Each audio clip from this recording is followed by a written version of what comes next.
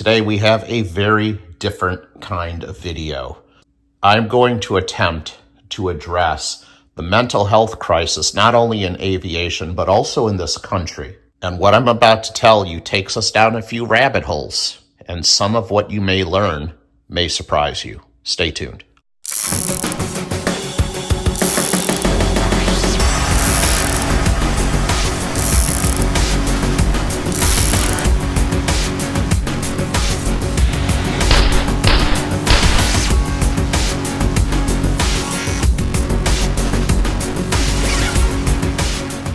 So for those of you who have not been to this channel yet, my name is Pistol Packing Pilot.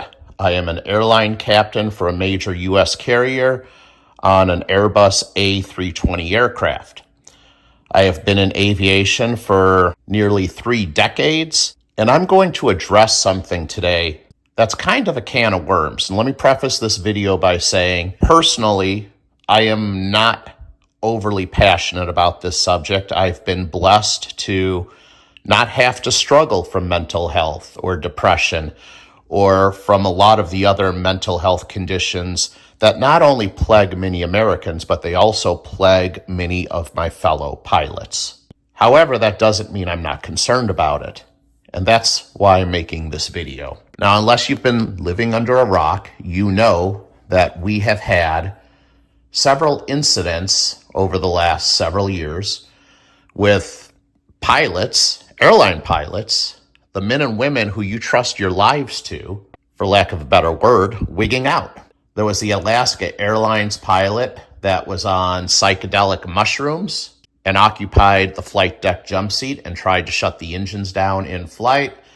We, of course, also know about the Germanwings crash. The first officer was in the flight deck alone while the captain went to use the lavatory, and he locked the captain out of the flight deck and flew the aircraft into a mountain, killing everybody on board. There's also been a few other suicides in aviation in other countries prior to that as well. Or I should say murder-suicides, to be more accurate. Now, the FAA encourages pilots to seek help if they have mental health conditions, obviously.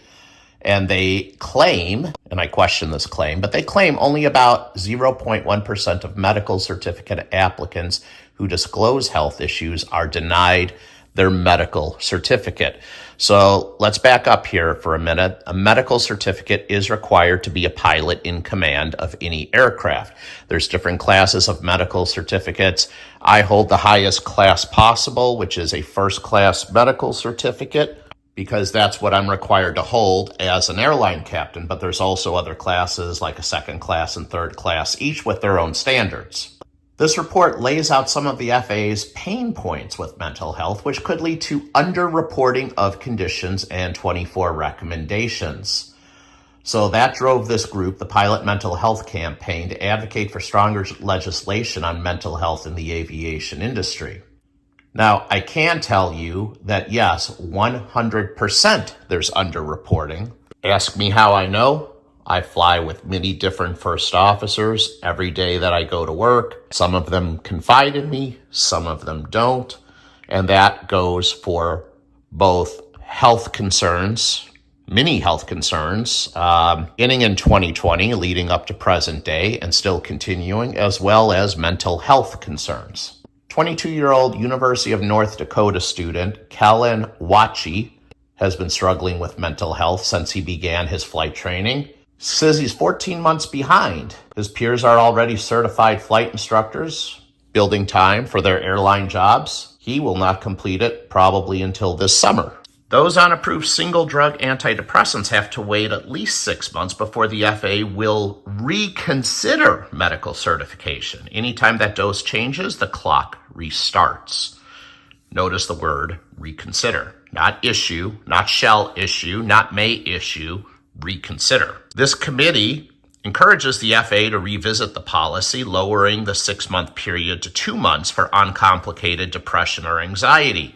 So, uncomplicated depression. So, let's say your dog gets cancer and you have to put it to sleep. That sucks.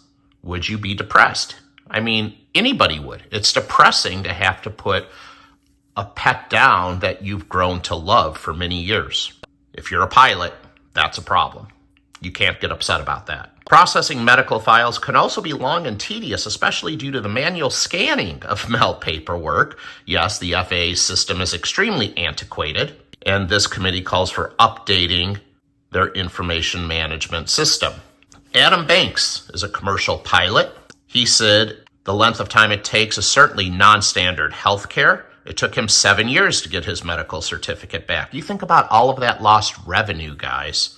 I mean, that's tremendous. He said their process is subjective, which it is, and the FAA kept coming back to request he accomplish more items. And from guys who I know who have lost their medical certificates in the past, this is 100% accurate. Pilots who have been treated or medicated for ADHD are disqualified. So if you've ever suffered from ADHD, you cannot fly a plane. You cannot hold a current medical certificate. However, right now, the FAA does have a fast track option for those who have not taken ADHD medication in the prior 4 years. 4 years, ladies and gentlemen. 4 years. They said they need to do more research on ADHD and considerations on how to include prospective pilots with a diagnosis. We're going to pause here for a second. Does this mean that if you're an airline pilot holding a current medical certificate, that you've never suffered from any type of mental health concerns, anxiety, depression, ADHD, etc.? No, it doesn't mean that. It just means you didn't disclose it. Even when it comes to talk therapy or psychotherapy, the current policy can sometimes deter pilots from seeking out care. Again, because that pilot is at risk of losing his medical certificate. And if a pilot loses their medical certification to fly, they are placed on unpaid leave. It's the equivalent of being suspended without pay. You're now unemployed indefinitely until you regain that medical certification to fly again. And this ties into a bigger picture, ladies and gentlemen. We're going to get to that in a second. Pilots specifically emphasize financial concerns. For Banks, fulfilling requirements to fly again hasn't been easy or cheap. He spent roughly over $8,000. That is 100% accurate. And most of the time, nearly all of the time, it's at your own expense and on your own dime. Variable sick leave and insurance policies may not cover the entire period a pilot needs to take off work. Most of the time, mental health providers may not even accept your insurance. Obviously, this puts a huge toll on young pilots with less financial stability because they have to pay out of pocket at the end of the day. There is some new guidance that just came out. This is published to AOPA.org. That's the Aircraft Owners and Pilots Association.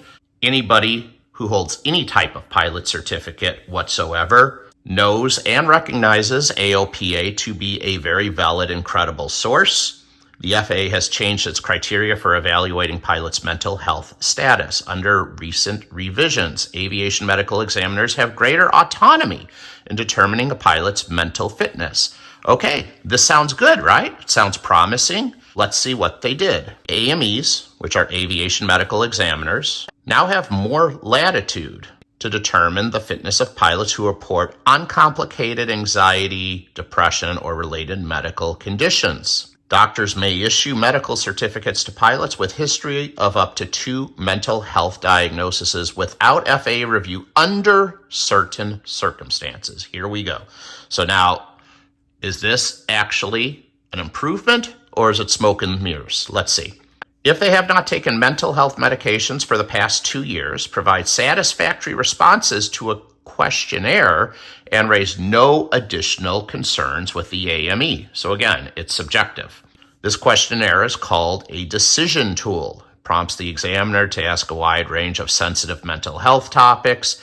It includes inquiries about additional possible diagnoses for things like bipolar disorder, psychosis, personality disorder, eating disorder, or any diagnosis not listed as acceptable, whatever that means. Obviously, it also disqualifies pilots with suicidal or homicidal thoughts or attempts or self-harm, etc., etc., etc., as that should. No pilot who has any type of suicidal or homicidal tendency should be anywhere near the flight deck of an airplane. Form also asks the AME if he or she has any concerns regarding the patient after addressing the other questions. At the exam's conclusion, the AME may issue the certificate if there are no yes answers. Any yes answer or outstanding concern will result in that applicant's certificate being deferred, aka denied. So they've tried to make things a little bit more streamlined, but have they really?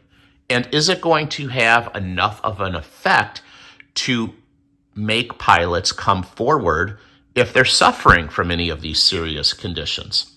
I've been saying this for a long time, ladies and gentlemen. The mental health system in this country is broken. It is severely, severely broken. One of my best friends, he's on YouTube as well, by the way, Pistol Packing Pastor. He recently flew to Montana to visit one of his church members who was in a rehab facility because of issues with substance abuse and suicidal, is either suicidal tendencies or suicide attempt. They want to kick this kid out of the facility because the insurance doesn't want to pay for any more help. It doesn't matter if he's ready to get out. It doesn't matter if he's healed. It doesn't matter if they fix the problem. What matters is, are they going to continue to get paid? If the insurance is not going to continue to pay, then the doctor is going to say, you're healed. Here's your discharge. Have a nice day. And of course, we know if that individual is really not healed, it's going to happen again, and it's going to happen again and again and again. And believe it or not, guys, this ties into the so-called gun violence problem in America. The AR-15 has been around since the late 1950s. We didn't have these mass shootings back then. They didn't happen. It didn't exist. Yet, this is a recent problem, and most of your liberal politicians' answer to the problem is to create more gun laws. Raise the age to buy a gun. Ban the AR-15. I ask you, is that fixing the problem or is it masking the problem? Because FBI data and historical data suggest, and proves actually, that the gun is not the problem. We have a people problem in this country. We have a problem with the breakdown of the American family. We have a problem with people in this country who need help and they can't get it. They're turned away. They're turned away and told the insurance isn't going to pay for it. And what does that result in? That results in the problem getting worse, not better. It's not going to fix itself. And when that happens, you end up like an Adam Lanza in Newtown, Connecticut. Or you end up like that Germanwings first officer who locked his captain out of the flight deck and decided to commit mass murder suicide into the Himalayas. Yes, these are extreme examples, but they happen, and they're happening with more frequency. You see, I may be a conservative guy, but I'm really not that much different than most of my friends with more left-leaning liberal views. We both want the same thing. We both hate to see children get murdered. We both cringe at the thought of a pilot flying an airplane into a mountain range to kill everybody on board. I can't even fathom that. But we just have a slightly different perspective on how to fix the problem. To the party on the left, they want to make more laws. They want to make more rules. They want to make more regulation. They want government to put more control on things. I ask you, when has government ever fixed a problem? Put it in the comments. I'll wait. I pose another theory to you. I'm suggesting that government is the problem. I'm suggesting we need mental health reform. I'm suggesting that pilots should be able to speak in confidence without fear of losing their livelihood, because I personally know pilots who are struggling with this, but they won't speak up. They should speak up, but they won't. It could be something as serious as a significant mental health disorder, or it could be something as temporary as a pilot is depressed because he's going through a divorce and he's going to be losing a lot of his possessions. Whatever the case may be, pilots should be able to speak up and get help if they think they need it without fear of losing their livelihood.